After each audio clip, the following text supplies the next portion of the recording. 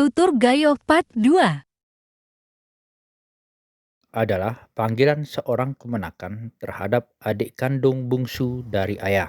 Ama ecek adalah sebutan kemenakan terhadap adik laki-laki kandung dari ayah. Tuan. Tuan adalah sebutan kehormatan oleh menantu laki-laki ataupun perempuan terhadap mertua laki-laki. Pemen. Pemen adalah sebutan mertua kepada menantu perempuan. Empurah. Empurah adalah sebutan lain oleh menantu laki-laki terhadap mertua. Inentua. Sebutan terhadap mertua perempuan oleh menantu perempuan. Ue atau yang tua adalah panggilan untuk kakak sulung dari ibu.